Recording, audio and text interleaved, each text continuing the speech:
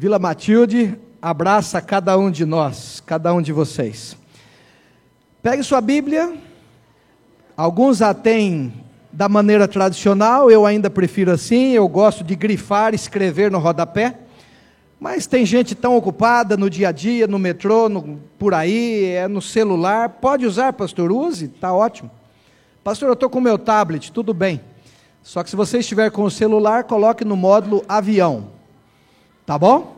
Porque você vai estar concentrado na mensagem, a palavra de Deus falando a você, e às vezes sobe uma oferta da pizza de hoje à noite, sobe açaí, né, tanto, né, olha, o primo está mandando uma foto da igreja, deixa para olhar depois, lá em casa, na hora do almoço. Então coloca no módulo avião e você pode usar sua Bíblia eletronicamente, sem problema nenhum.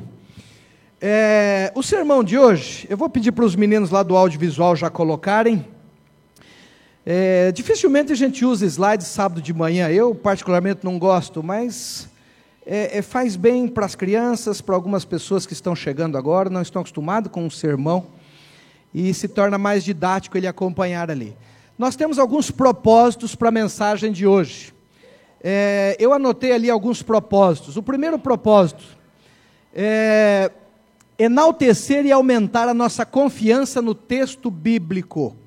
No mundo de hoje evolucionista, o ambiente das universidades, hoje nós teremos o congresso dos universitários, hoje ainda há pessoas que colocam dúvidas no texto bíblico, até clérigos.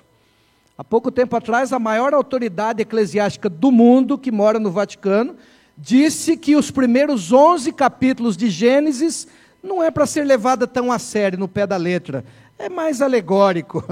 Nós não concordamos muito com isso. Então, enaltecer e aumentar a nossa confiança no texto bíblico é uma das propostas. Uma outra proposta do sermão de hoje é relembrar e ver ali que Jesus, ele estudava e ele recomendava o Velho Testamento. Ele estava vivendo o Novo Testamento, era exatamente a história dele. Mas Jesus citava o Velho Testamento, recomendava como autêntico, tá certo? O maior ser humano e divino que já pisou nesse planeta.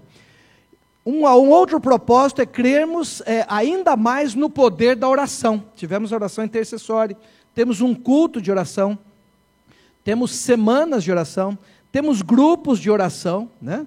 Temos o caderno ali, mas o sermão de hoje de manhã também vai falar disso, sobre o poder da oração. Oração que Deus atendia às vezes na hora e oração que às vezes Deus atendia depois de muito tempo. E um outro propósito a misericórdia de Deus, ela é infinita. Mesmo nós sendo egoístas, orgulhosos, problemáticos, cheios de problemas, às vezes olhamos assim e falamos, mas como isso? Não é possível. E nós vamos ver no sermão de hoje que a misericórdia de Deus, ela é infinita. E por último, o sermão tem como objetivo hoje de manhã, renovar a nossa fé, de que haverá um novo céu e uma nova terra, onde a justiça será perfeita. Em tempos de lava-jato, em tempos de Tribunal Superior do Brasil, tomou um papel preponderante que não tinha ultimamente, né? Antigamente passava no Jornal Nacional um ou outro detalhezinho do Supremo lá. Hoje todos os dias toma lá 10, 20, 25 minutos. O Gilmar Mendes, o Toffoli, não sei quem. Hoje a gente está clamando por justiça. Parece que os tribunais regionais já não têm mais valor, tudo tem que ser resolvido lá. Até o cavalo que roubaram do vizinho agora é resolvido no Supremo Tribunal Federal. Então, relembrar a você e a mim que nós somos cidadãos do Brasil, nós somos cidadãos desse mundo, vivemos, trabalhamos, criamos os filhos aqui, mas na realidade o nosso grande objetivo não é aqui. Nosso grande meta é um dia morarmos num lugar perfeito, onde a justiça será perfeita. Abra sua Bíblia em Isaías capítulo 61. Isaías capítulo 61. Diz assim, verso 1 e 2. O Espírito do Senhor está sobre mim, porque o Senhor me ungiu para pregar boas novas aos quebrantados, enviou-me a curar os quebrantados de coração, a proclamar libertação aos cativos e a pôr em liberdade os algemados, a apregoar o ano aceitável do Senhor e o dia da vingança do nosso Deus, a consolar todos os que choram. Esse é um texto fantástico, um texto clássico do Velho Testamento, um texto de Isaías. Com exceção de umas 8 ou 10 pessoas no máximo que estão aqui, eu apresentei essa mensagem há uns 2 meses num culto de manhã na associação. Mas sempre é bom ouvir de novo, um detalhe a mais. Mas 99%, 98% que está aqui não ouviu esta mensagem do livro de Isaías. Então vamos lá, volte a imagem lá, e nós vamos ver então uma mensagem tirada. Hoje vamos tirar uma reflexão do livro de Isaías. Tem alguns que ainda têm o hábito de pegar um papelzinho, uma caneta, anotar alguma coisa. Quem está em casa, principalmente, tem mais privilégio, tem mais facilidade. Outros anotam no próprio celular. E tem os mais espertos que já tiram foto da tela. Está tudo certo, está valendo. Contanto que a mensagem chegue até você e seja útil a você. Isaías tem sido chamado o Evangelho do Velho Testamento. O Evangelho do Velho Testamento. Quais são os evangelhos do Novo Testamento? Vamos relembrar? Telecurso 2º grau. Vem cá. Mateus, Marcos, Lucas e João. Os 3 evangelhos sinótipos, que significa da mesma ótica, e o 4º evangelho, o evangelho de João, que é um evangelho um pouco diferente, diferenciado dos outros 3. Mas nós temos os 4 evangelhos. Isaías tem sido chamado o Evangelho do Velho Testamento. Eu não sei quantos tiveram o privilégio aqui de fazer um sobrevoo, um passeio de balão. Eu nunca tinha feito. E aí, esses tempos atrás, ganhei de presente um voo de balão. E aí fomos lá para Boituva, uns meses atrás aí, a Kézia e eu, né? Orando, aquele negócio, o pessoal enchendo aquilo, eu olhando, umas cordinhas, um balaio, eu falei, tomara que dê tudo certo. Mas deu tudo certo.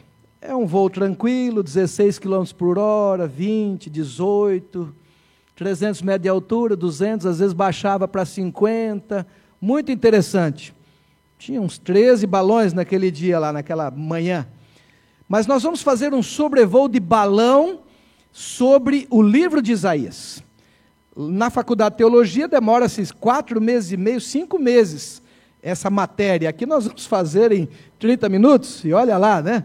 Muito bem, um sobrevoo de balão. O Isaías, o nome dele significa Deus traz, né? Deus é salvação, ou salvação de Jeová, salvação de Deus. Só relembrando, quem gosta de línguas bíblicas, curiosidades bíblicas, todos os nomes hebraicos que terminam em Ias, Elias, Josias, Zedequias, enfim, terminou em Ias, tem Deus no significado, tem Deus no meio. Terminou em El também, Daniel, Natanael, Ezequiel e assim por diante. Daniel, Deus é meu juiz. Ok, Isaías é um dos 4 profetas maiores. Nós relembramos os 4 evangelhos.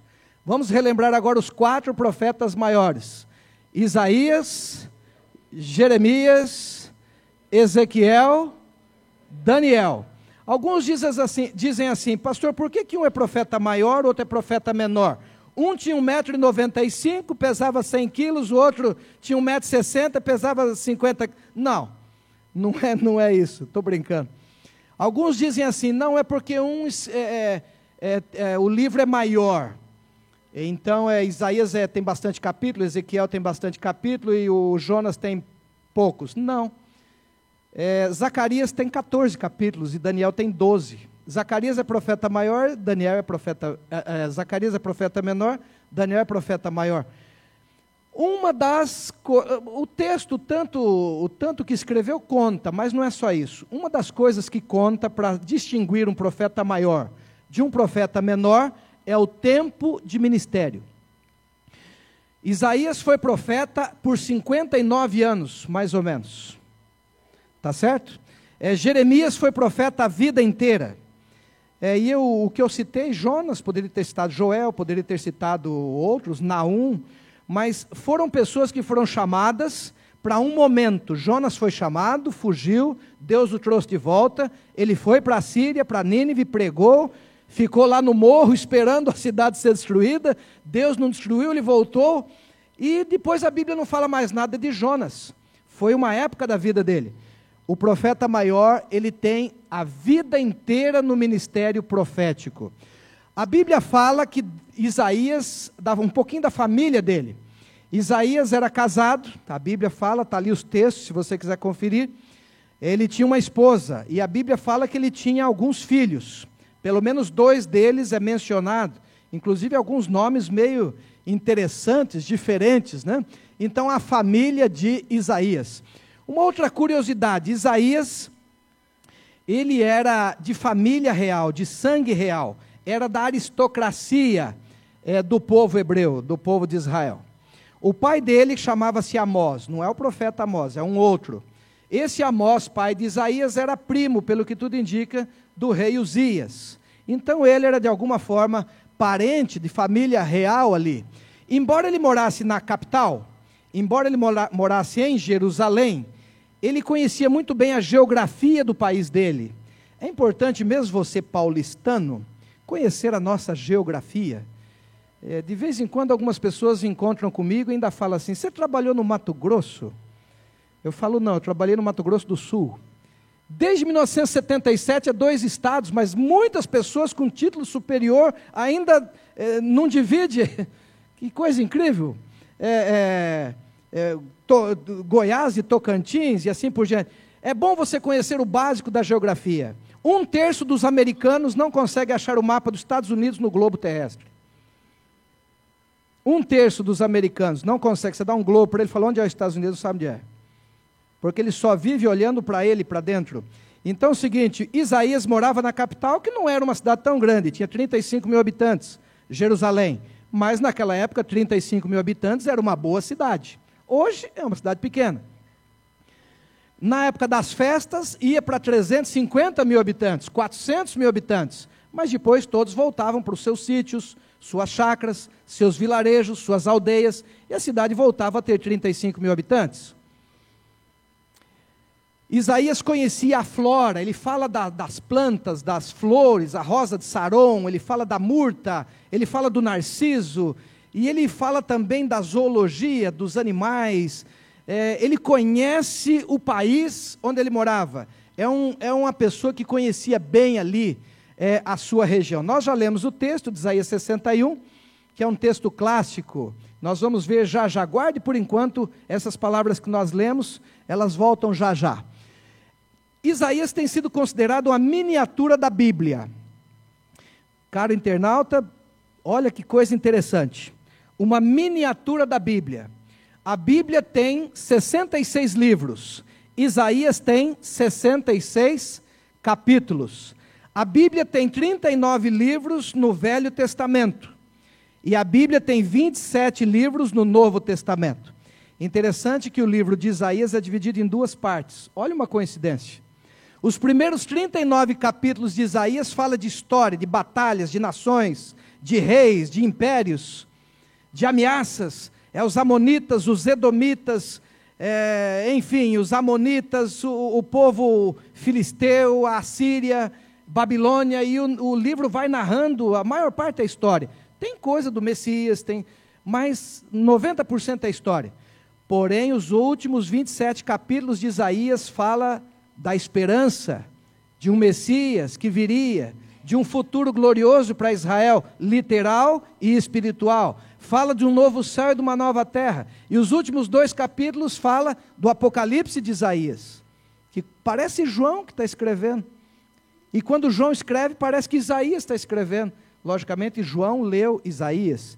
Eles tiveram 700, quase 800 anos de diferença, um do outro, quando viveu. Mas quando João escreve, com certeza ele está retratando as palavras de Isaías. E o tema central do livro de Isaías é salvação. Se nós fôssemos resumir o livro numa palavra, resumir o livro de Isaías, os 66 capítulos, numa palavra, salvação. Está até no nome do profeta, salvação de Jeová, salvação de Deus. Que coisa bonita o livro de Isaías. E estudando a lição da Escola Sabatina dessa semana, nós vimos isso também. O livro do Apocalipse dividido em duas partes, os primeiros 11 capítulos e depois os outros 11 capítulos. Os 22 capítulos divididos em duas partes. Isso são curiosidades da Bíblia. O livro de Daniel também é dividido. São 12 capítulos, 6 são história. O banquete, a estátua no capítulo 2, o sonho de Nabucodonosor, o capítulo 3, a estátua na planície de Dura, a orquestra, a fornalha. O capítulo 4 foi escrito por Nabucodonosor. Diz ali que ele era orgulhoso e Deus o fez comer capim, como os animais. Depois o capítulo 5, a mão escrevendo na parede, o jantar de Belsassar. O capítulo 6, a cova dos leões, lá de Daniel. Os primeiros 6 capítulos são histórias que aconteceram ali na corte de Babilônia. Os outros 6 capítulos começam a falar de profecia. Daniel 7, um leão, um urso, um leopardo, e assim por diante. E assim vai desdobrando a Bíblia. A curiosidade do livro de Isaías, portanto. Agora umas coisas. Entre a primeira parte histórica e a segunda parte messiânica, essa parte histórica termina com uma parte fabulosa. Tem uma história fantástica, o capítulo 36, 37, 38, 39. Ali, aqueles últimos capítulos dariam um filme de Hollywood. E um filme bom. Daria um filme assim, tipo Troia, os 300 da Grécia, daria um filmaço. Esses capítulos aí da Bíblia. Hollywood poderia usar esse roteiro aí. Vamos relembrar rapidinho, que não é o objetivo do sermão, mas apenas dando uma palhinha, abrindo um parênteses. O rei era Ezequias, o ano era 701, as informações estão ali na tela. 35 mil habitantes, a maior nação do mundo era a Síria, era os Estados Unidos de hoje. E o rei Senaqueribe veio com 200 mil soldados assírios, os soldados mais cruéis que já pisaram nessa terra. Nunca houve, nunca haverá, eu acho, povo tão cruel quanto os assírios. Os romanos crucificavam, os assírios empalavam, espetavam a pessoa numa estaca e deixavam no sol morrendo. Eles rebocavam os prisioneiros nos muros, vivos. Quando eles voltavam, os imperadores Tiglat-Pileser, Assurbanipal, os imperadores assírios, Adad-Nirari, Senaqueribe, foram grandes reis assírios. Quando eles voltavam, eles traziam milhares de pessoas prisioneiras, 50 mil, 100 mil prisioneiros, 20 mil prisioneiros. Eles não entravam na cidade. O imperador acampava a 4 quilômetros da cidade, 3 quilômetros na beira de um riacho, com todo o exército. E era preparada uma entrada triunfal na cidade. Eles tinham várias capitais. A principal, Nínive, mas tinha também uma capital chamada Assur, e tinha outras capitais. Eles tinham 3 grandes capitais, o Império Assírio. Mas uma das coisas para que o imperador fosse glorificado, fosse quase que endeusado, eles pegavam lá uma amostra de prisioneiros, 5 mil, 10 mil, amarravam todos seminus, fazendo um grande tapete humano nos últimos 1.000 metros ou 1.500 metros, na entrada principal da cidade. E eles agora então pegavam os 600, 700 carros de guerra, as bigas, as quadrigas, e eles colocavam facas nas rodas, lanças nas rodas, e o imperador então entrava em cima de um tapete humano, com as rodas quebrando, matando, retalhando, e era 600, 800 carros. Depois vinha o exército marchando atrás, e assim eles entravam na capital. Daí vem a tradição do tapete vermelho, porque virava um tapete vermelho de sangue sobre a areia. Pastor, então não posso mais casar com tapete vermelho? Pode, eu só estou dizendo a história, de onde que vem. O avião da TAM tem um tapete vermelho, pode entrar e viajar sem problema nenhum, não há problema. Mas daí vem a tradição do tapete vermelho. O povo assírio foi o povo mais cruel, e Senaqueribe traz 200 mil pessoas. Seria como os Estados Unidos de hoje trazer os seus 15, 20 porta-aviões, cada um com 20 F-17, tudo prontinho, abastecido, os aviões, os caças, pode cruzar o Brasil em pouco tempo, com bombas, imagina. E os Estados Unidos cerca a Jamaica. Vai durar quanto tempo a Jamaica? Ou uma ilha dessa do Caribe? Quando a Síria cercou Jerusalém, Seria uma coisa assim, embora Jerusalém ficasse em cima de uma montanha, um lugar de difícil acesso, não era fácil tomar Jerusalém. O povo de Israel demorou 300 anos para tomar Jerusalém dos jebuseus, desde o tempo dos juízes, Ivai e Saul. Quem foi tomar foi Davi, o seu general Joabe, e ele transferiu a capital de Hebrom para Jerusalém. E Jerusalém passou a se tornar conhecida como a cidade de Davi. Não era fácil entrar em Jerusalém. Joabe entrou pelos canais de água, os esgotos, para tomar da mão dos jebuseus.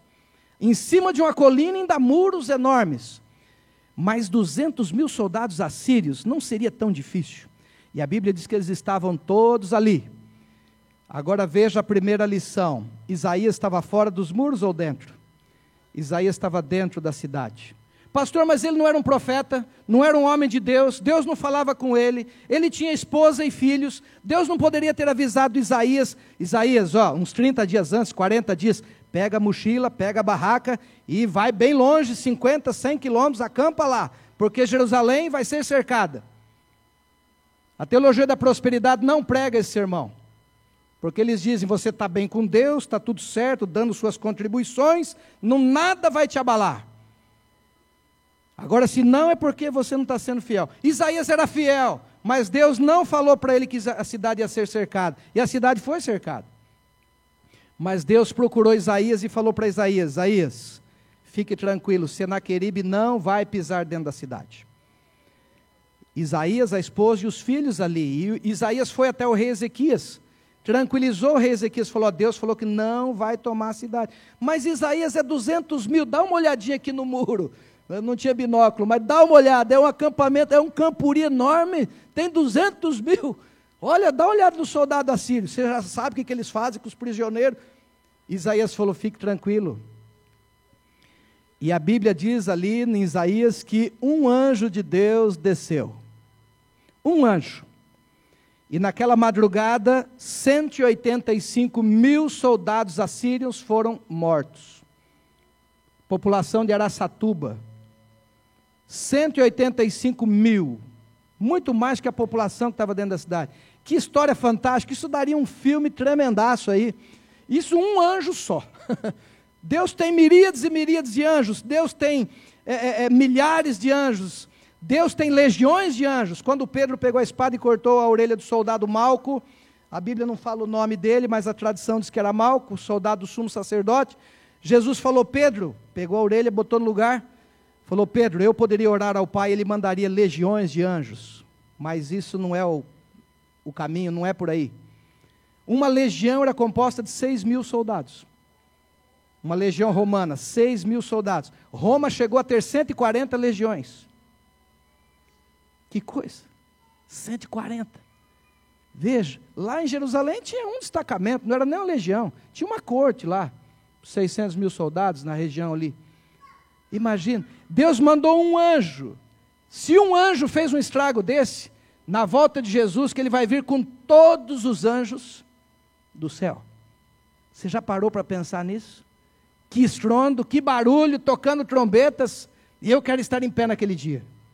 Amém? Um anjo matou a população aí, equivale a uma cidade do interior de São Paulo. Agora o chamado de Isaías, olha que negócio interessante, o capítulo 6, que bonito. Isaías devia ter mais ou menos 25 anos de idade.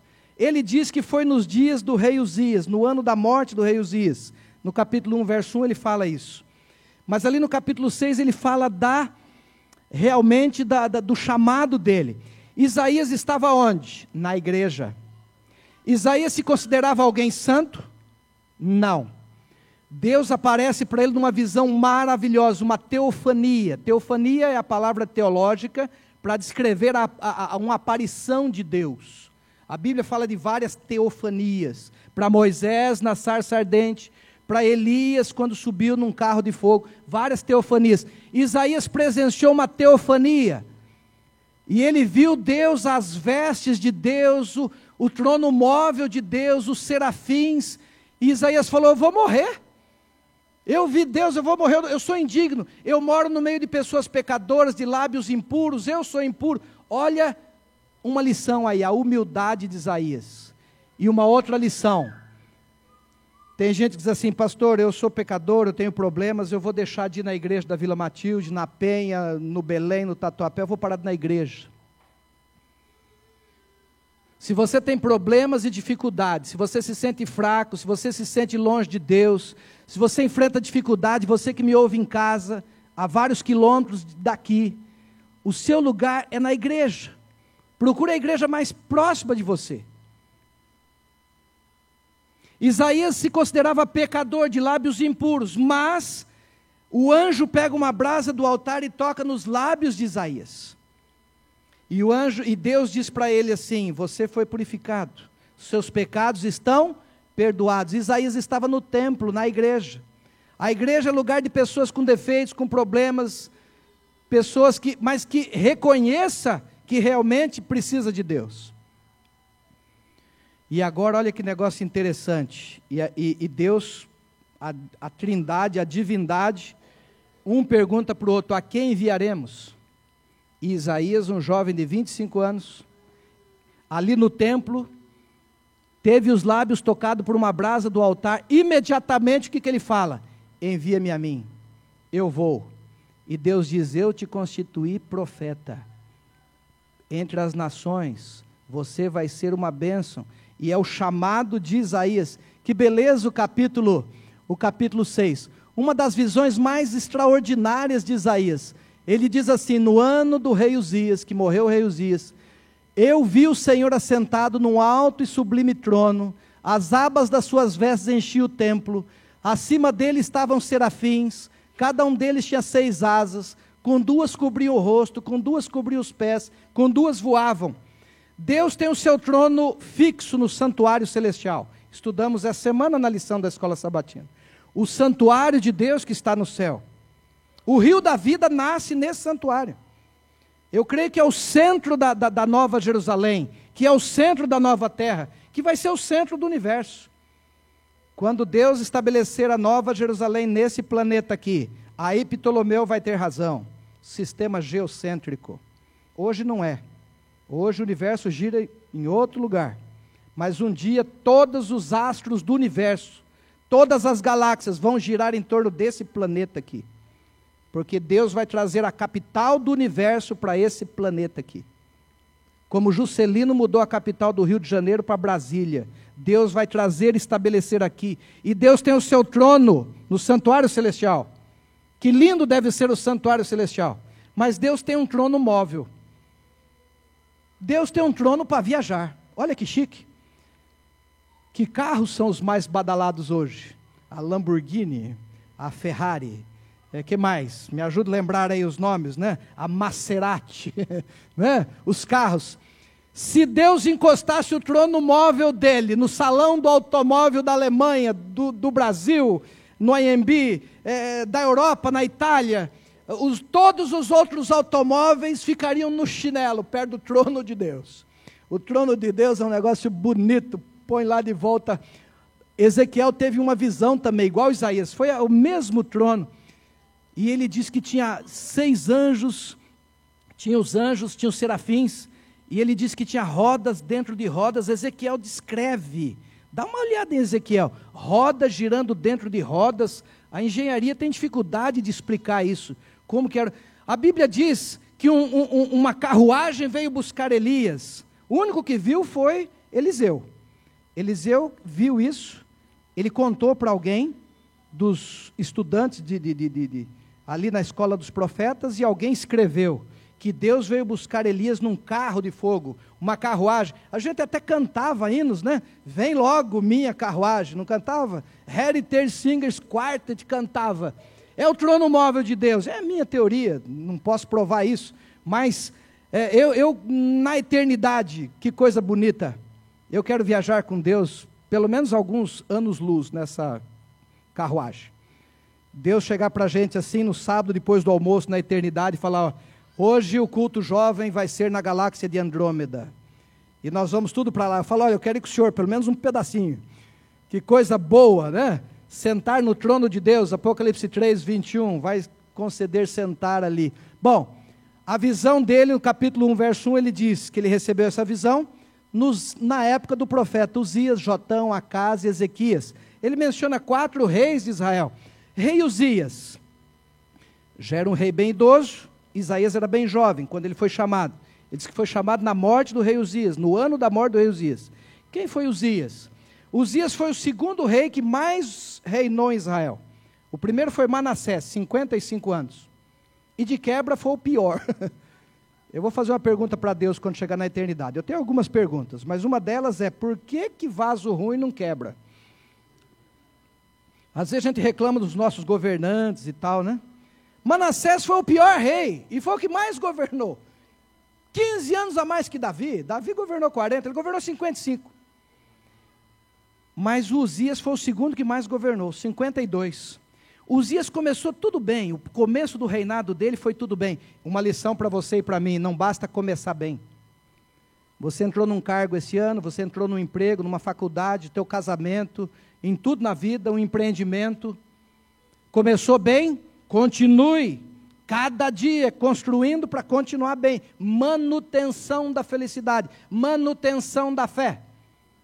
Uzias começou muito bem, mas num determinado momento o orgulho entrou nele. Vocês sabem da história, não dá tempo de contar detalhes. Uzias, ele acabou indo no santuário, tomando o lugar do sacerdote, queria queimar incenso, Deus o avisou, ele não ouviu, e Deus permitiu que ele se tornasse leproso. E Uzias, nos últimos 10 anos de vida, ficou numa sala separada, numa casa separada, e o filho dele governava, Jotão. E ele ficou lá e acabou morrendo lá, com a lepra. Deus deu uma dura lição, mas Deus deu oportunidade para ele. E ele não quis. O rei, o filho dele, Jotão, governou 16 anos, reformou muralhas, fez várias coisas, mas a Bíblia não fala muito de Jotão, mas Isaías viveu na época de Jotão. E depois veio um outro rei, a Bíblia fala que veio o rei Acás. Esse Acás foi um rei ruim também. Ele chegou a queimar filhos a ídolos. Ele meteu o país numa guerra civil, e onde 120 mil pessoas morreram, 200 mil foram levadas presas, mas Deus deu a oportunidade dessas pessoas voltarem de volta para ajudar. Acás não fez nada muito interessante. Uma das poucas coisas que ele fez interessante foi um relógio. Acás fez um relógio solar, que ficou famoso, lá na praça do palácio dele. Mas, por fim, morreu Acás. Ele nem foi enterrado junto com os reis de Israel. Isso é uma coisa triste, quando a Bíblia diz: morreu o rei fulano, e morreu e foi sepultado junto com os reis. Depois a Bíblia fala de outro rei, e esse foi sepultado fora do cemitério. Quando o rei era muito ruim, eles não enterravam nem no cemitério dos reis. Acás foi enterrado fora do cemitério dos reis. Que coisa incrível. Depois a Bíblia fala de Ezequias, e Isaías falou: o rei Uzias, Jotão, Acás, Ezequias. Ezequias foi um bom rei. No ranking da história de Judá e Israel, ele foi o terceiro rei mais amado. Primeiro foi Davi, segundo Josias, terceiro Ezequias. Olha, interessante, olha a história dele resumido. Ele está doente, fica doente aos 39 anos de idade. Deus fala com Isaías, agora já um profeta mais idoso, cabelos branqueados. Deus fala: Isaías, vai lá e visita Ezequias. Fala para ele voltar às boas com a sogra, pagar as contas, pagar o cartão de crédito, pedir desculpa para aquele outro irmão da igreja, põe a vida em dia porque ele vai morrer. Eu estou logicamente parafraseando para os dias de hoje, mas foi isso. A Bíblia diz, olha, Isaías 38:1, assim diz o Senhor: põe em ordem a tua casa, porque morrerás e não viverás. Olha que palavra dura. Isaías foi. Ele dá o recado. E a Bíblia diz que Isaías saiu, estava voltando para casa. A Bíblia diz que Ezequias virou para o lado da parede e fez uma oração. Eu quero perguntar para Ezequias na eternidade, que oração foi essa? Entre o capítulo 8 de Daniel e o capítulo 9, capítulo 8 e o capítulo 9, passaram-se 13 anos. Daniel orava todos os dias, com a janela aberta para o lado de Jerusalém. Daniel era o profeta Daniel. Daniel e José são os dois únicos na Bíblia que a Bíblia não relata um só traço de falha de caráter. Só José e Daniel. E Daniel orava todos os dias. E agora já idoso, Capítulo 8, capítulo 9, 13 anos. Mudou até o império. No capítulo 8, o império ainda é Babilônia. No capítulo 9 já é Medopérsia. E Deus não respondia. Ezequias fez uma oração. Deus pegou o iPhone 10, ouviu, Deus ouve todas as orações. Deus ouve todas. Até a oração do apressado com fome, Deus ouve. E Deus ouve aquela oração mais caprichada, aquela oração mais fervorosa, aquela oração da madrugada, quando você encontra com você mesmo, ali no abajur, às 3 horas da manhã, o travesseiro. Deus ouve todas as orações. Só que às vezes Deus não responde. Deus ouviu a oração de Ezequias. Deus falou para Isaías: Isaías, volta aqui. Vai lá, fala para ele que eu vou dar mais 15 anos de vida para ele. Para quem ia morrer, recebeu um bônus, um plus, né? Nós não cremos na predestinação. Cada um faz a sua história. Porque Deus amou o mundo de tal maneira para que todo aquele que nele crê não pereça, mas tenha a vida eterna. Nós não cremos em predestinação, mas foi o único na história que ficou marcado o ano que ele ia morrer. Deus falou: você vai viver mais 15 anos. Eu acho que ele fez as contas. Se Deus falasse para você que só tinha mais 15 anos, nós estamos em 2018, quanto é que vai dar? 2028, 2033. Deus não falou o mês nem o dia, para ele não ficar tão aflito. Mas foi um bônus para o bom rei Ezequias. Boas pessoas também sofrem lutas e problemas e doenças. Como Isaías estava dentro do cerco. Como Ezequias foi um bom rei e morreu com 54 anos de idade. Mas essa é a história de Ezequias. O relógio voltou no relógio de Acás, foi o sinal que ele pediu. Mas depois veio um rei chamado Manassés. Pastor, mas o senhor não está enganado? Isaías não mencionou Manassés. No capítulo 1 ele falou Uzias, Jotão, Acás e Ezequias. Mas Isaías também viveu nos dias de Manassés. O Manassés governou 55 anos, eu já falei, foi o pior rei. Ele foi tão ruim. Pensa num arroz socado no pilão.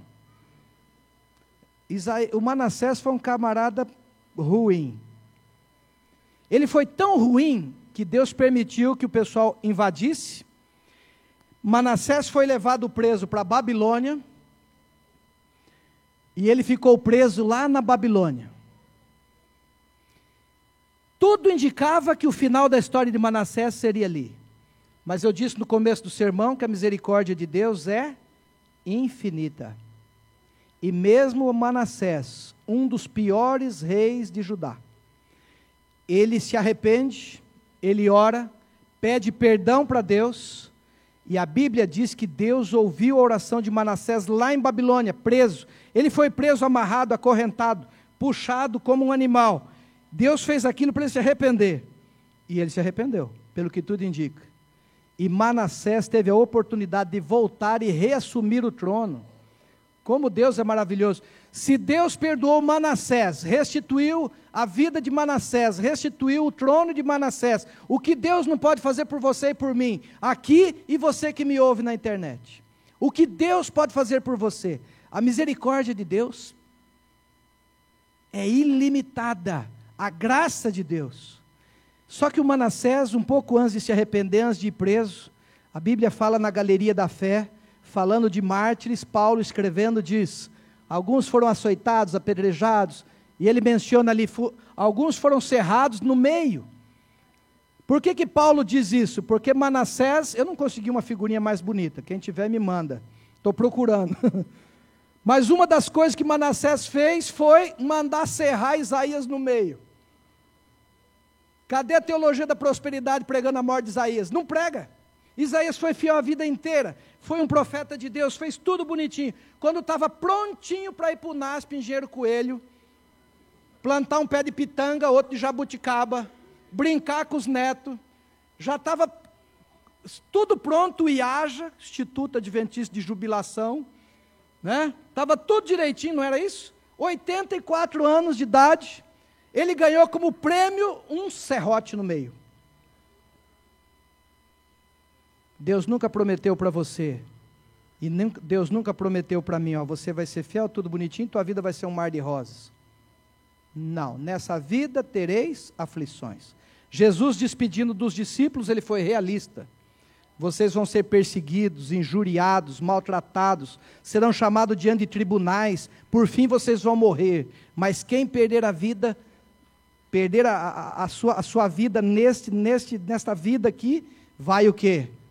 Vai reencontrá-la na eternidade. Eu não prometo para vocês aqui nessa vida luxo. Jesus despedindo os discípulos.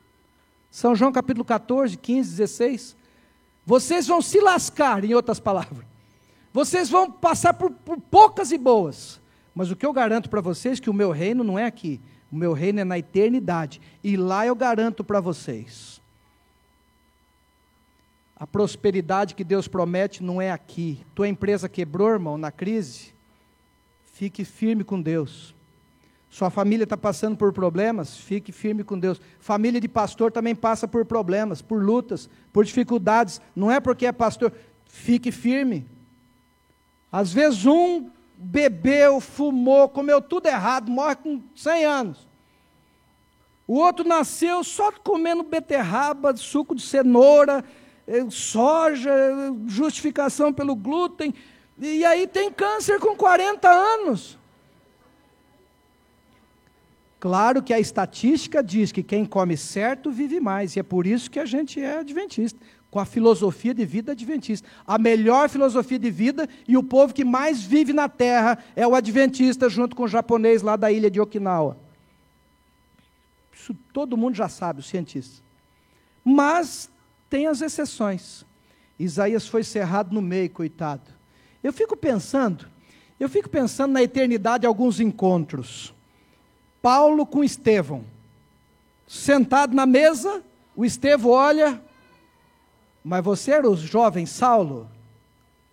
Estevão não ficou sabendo o que Paulo virou, o maior pregador do Novo Testamento, o maior escritor, o verdadeiro 12º apóstolo, a potência teológica de Paulo, o 6º homem mais influente do mundo, de todos os tempos. Estevão não sabia, mas quando ele morreu, a roupa ficou nos pés de Saulo. O encontro de Manassés com Isaías. O Isaías vai pegar a taça de suco de uva, o Manassés fala, oh, posso tomar aqui também? O encontro de Davi com Urias. E outros encontros, o encontro de Sansão com o pai dele. O pai deve ter morrido antes. Sansão prisioneiro, cego, tudo indicava que estava perdido.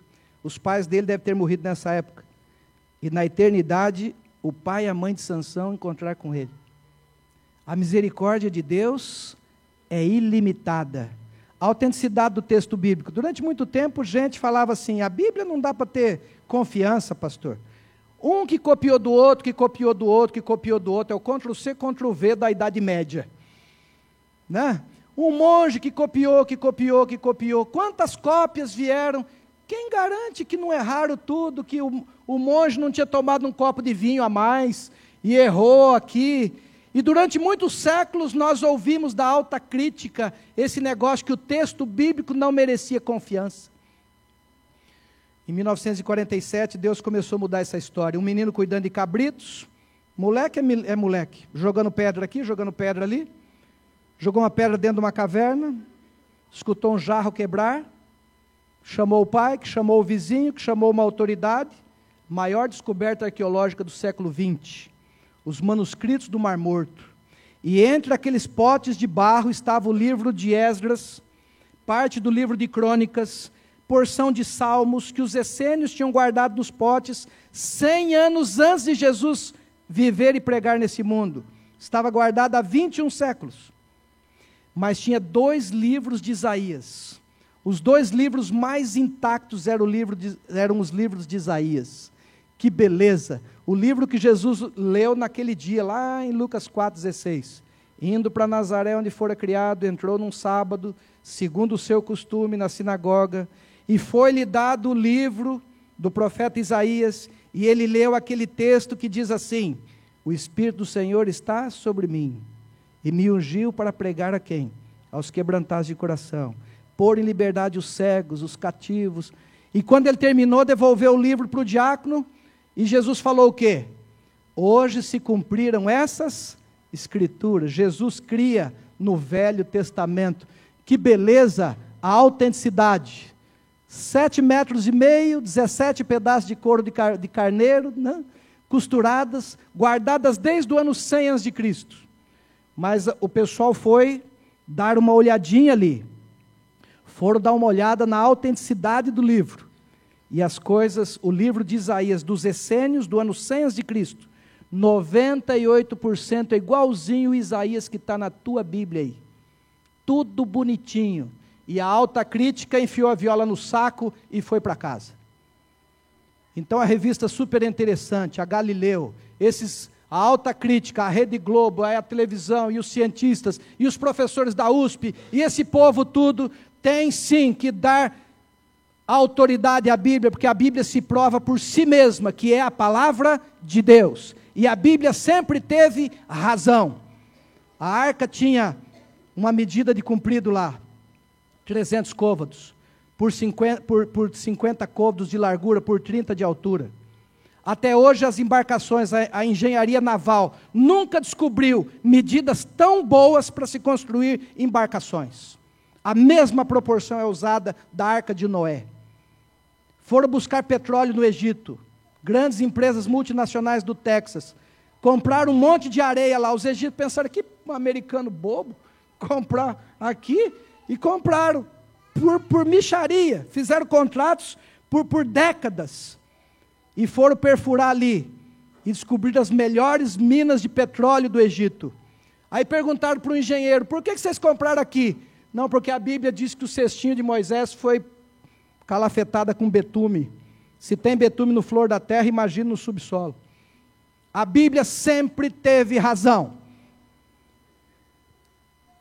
Os propósitos que nós colocamos ali, os propósitos, terminando, olha, e ainda tem o Apocalipse de Isaías. Esses dois tem que ler, não tem jeito. A Bíblia termina com o livro de Isaías, com o Apocalipse. Isaías termina com o Apocalipse de Isaías. Porque com os novos céus e a nova terra, parece João escrevendo, que hei de fazer estarão diante de mim, diz o Senhor, assim há de estar a vossa descendência, a vossa posteridade, e o vosso nome.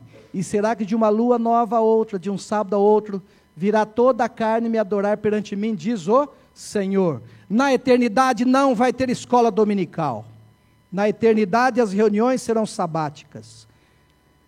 Que os propósitos, o voo do balão pousou. O sexto acabou de aterrissar.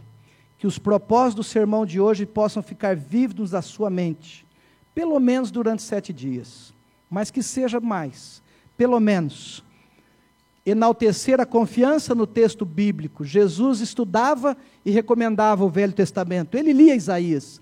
Cremos que no poder da oração de Ezequias, de um Daniel. A misericórdia de Deus é infinita, como a história de Manassés e outros mais. E renovar a nossa fé, que haverá sim um novo céu e uma nova terra. Essa terra de hemodiálise, de canal de dente, de fígado com câncer, sabe, de câncer de pele, tudo isso aqui é passageiro. Se nós não cremos numa eternidade, não faz sentido a nossa fé. Não faz sentido. Se a minha vida é só essa vida aqui, somos os mais miseráveis dos homens, diz a Bíblia. Para muita gente, beber, fumar, ir na balada, usar droga, fazer, pintar e bordar, é porque a vida é só essa, já receberam a sua recompensa. Mas para o crente na palavra de Deus, chamado Filho de Deus, essa vida é só uma amostra grátis da eternidade. Que Deus te abençoe hoje, a próxima semana, o mês, e que Deus abençoe você e sua família, para que nós possamos continuar firmes na mão de Deus, confiando no texto bíblico e olhando pelos umbrais a eternidade que vislumbra aí na esquina. Que Deus te abençoe. Amém? Pessoal do louvor, por favor, venham, vamos cantar juntos para encerrarmos.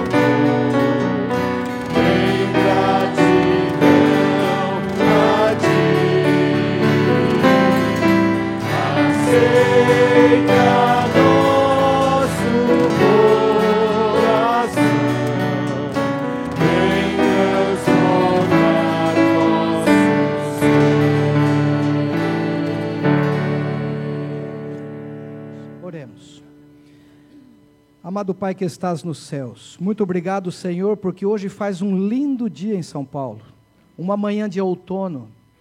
Senhor, que a sua bênção possa descer, possa ser colocada sobre cada família que esteve aqui, cada amigo e irmão que esteve também assistindo através da internet, ali o nosso internauta, que a sua bênção o visite ali também, que ele possa ter sido alimentado mesmo à distância. Senhor, muito obrigado porque o Senhor ouve todas as orações, até aquelas orações que nós fazemos no momento que não estamos com tanta fé. Senhor, muito obrigado porque a sua misericórdia é infinita, abrange um espaço muito grande. Aos pés da cruz há uma elasticidade onde pode alcançar todas as pessoas que querem. Senhor, muito obrigado pelo texto bíblico, pela existência e preservação. Séculos e séculos se passaram, fogueiras foram acesas, mas a sua palavra permanece. E Senhor, muito obrigado pela esperança num novo céu e numa nova terra, a esperança numa nova vida. Senhor, nós vivemos num país com tantos problemas, tantas dificuldades, vamos a hospitais, vemos tantas pessoas sofrendo. Senhor, que essa esperança possa ser renovada a cada manhã, a cada dia ao acordarmos, de que esse mundo aqui é apenas um estágio para a eternidade.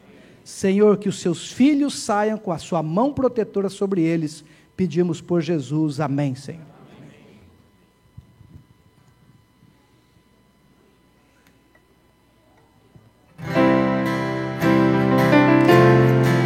Vamos acertar e aguardar a orientação dos diáconos, ok? Cantando.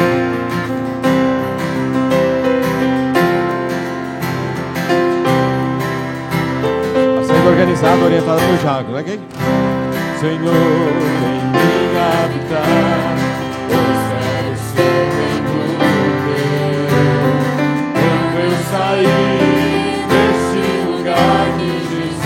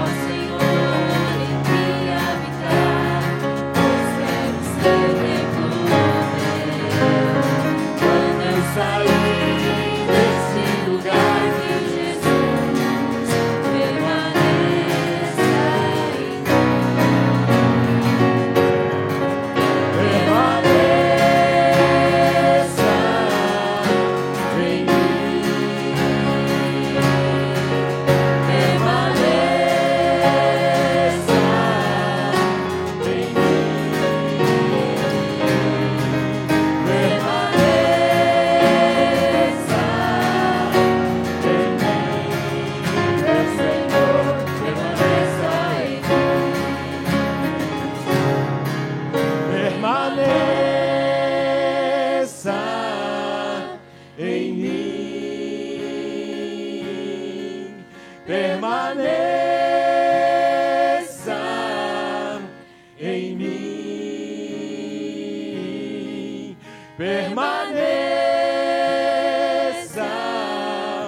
em mim. Permaneça em mim.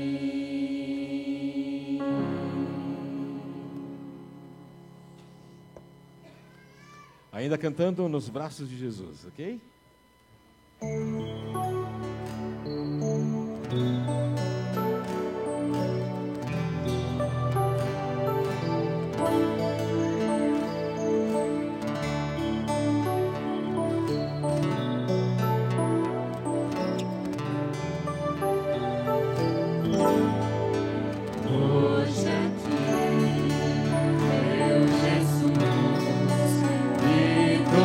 Tocou em seus